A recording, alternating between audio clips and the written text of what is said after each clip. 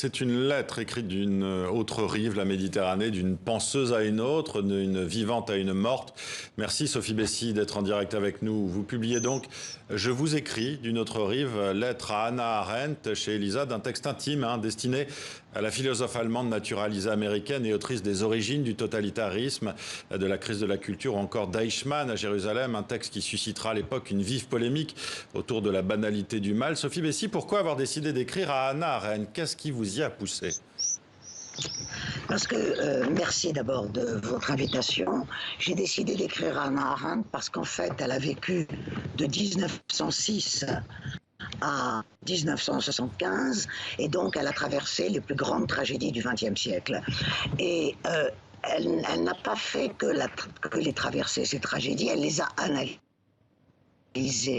Elle les a explorées pour en tirer un certain nombre d'enseignements philosophiques, et c'est la raison pour laquelle j'ai voulu l'écrire. Mais bien entendu, je n'explore pas dans cette lettre toute son œuvre, dans la mesure où c'est une œuvre absolument colossale, mais je me suis attachée à un aspect de cette œuvre qui est son rapport au nationalisme, un nationalisme au pluriel. Et dans ce rapport au nationalisme qu'elle a magistralement analysé, entre autres, dans les origines du totalitarisme, eh bien, elle a beaucoup écrit sur la question du sionisme, et elle fait une critique tout à fait intéressante, tout à fait passionnante du sionisme en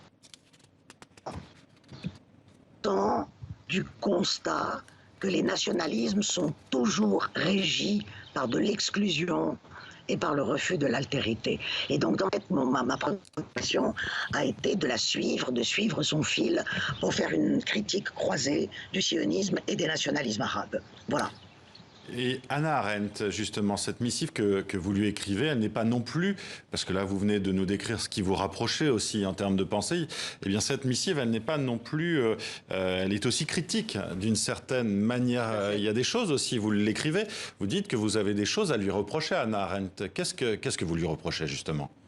Tout à fait, parce que alors, qu'est-ce que je lui reproche? Cette très grande philosophe, enfin, qui parfois elle-même ne se considérait pas comme une philosophe, mais comme une théoricienne du politique. Mais cette très grande philosophe juive allemande, qui a fui, évidemment, l'Allemagne nazie, qui ensuite a été obligée de fuir la France vichiste pour se réfugier aux États-Unis, cette grande analyste des malheurs de son temps, et cette grande analyste du judaïsme, de ces impasses, a totalement fait elle-même une impasse, c'est celle de l'impasse sur le judaïsme oriental. Pour elle, le judaïsme est uniquement européen, c'est une européenne, elle est pétrie de pensée européenne, elle se décrit elle-même comme formée par la tradition philosophique allemande, et elle n'a pas compris l'importance de la donnée orientale. J'utilise ce mot à défaut d'autres, parce que je ne veux pas tomber dans l'orientalisme non plus, qui est à critiquer bien sûr, mais cet oubli, cette négation, ce déni oriental de la population juive, de ce qui est aujourd'hui l'État d'Israël, de la façon dont ces juifs ont quitté le monde arabe, de la façon dont ils sont arrivés en Israël, est un des éléments d'explication de ce qu'est l'État d'Israël aujourd'hui et de ce qu'il n'est pas et de ce qu'il ne veut pas être. Et ce que j'essaie de dire dans mon reproche à Hannah Arendt, si elle avait tenu compte de cette dimension, elle aurait compris que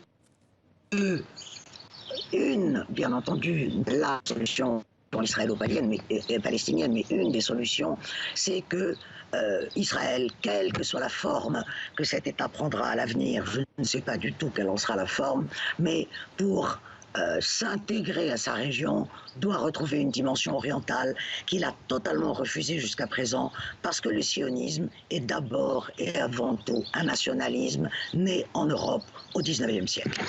Justement, quel regard, Sophie Bessy, vous portez actuellement sur cette quatrième guerre entre Israël et le Hamas palestinien, cette trêve fragile qui est là aujourd'hui? Est-ce que cet héritage d'Orient que devraient reconnaître justement, selon vous, les Israéliens et les Juifs d'Europe permettrait peut-être d'aller plus loin dans la résolution du conflit? Pour l'heure, pour commenter l'immédiateté de l'actualité, il est évident que tout ce qui se passe aujourd'hui en Israël est une résistance, est une illustration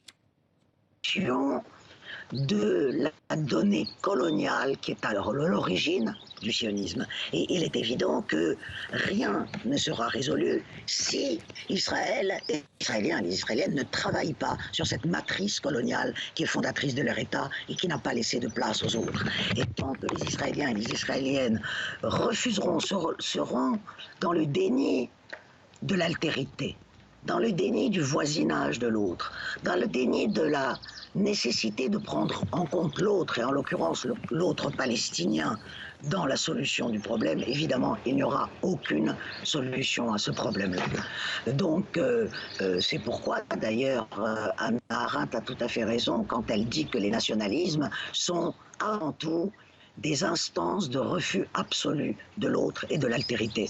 Or, Israël, et je le répète, je ne sais pas quelle sera la forme que prendra cet État dans l'avenir. Vous savez que beaucoup disent que la solution à deux États est une solution complète, que peut-être il n'y aura qu'un seul État binational. On n'en sait rien. D'ailleurs, Hannah Arendt elle-même était contre la solution à deux États à l'époque et parlait déjà d'une fédération et d'un État binational. Vous voyez que les choses sont vieilles à cet égard. Eh bien, tant qu'on ne réfléchira pas en Israël, et malheureusement, ce n'est pas le cas aujourd'hui, vu que l'extrême droite a kidnappé, si l'on peut dire, l'opinion israélienne, eh bien, tant qu'on n'acceptera pas cette altérité, cette présence de l'autre, et surtout ce droit de l'autre, ce droit du voisin à la terre, à la reconnaissance, à l'égalité, eh bien, rien ne pourra avancer sur ce chapitre. Merci Sophie Bessy d'avoir été avec nous.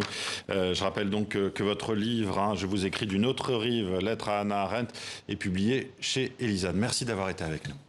C'est la fin de votre journée.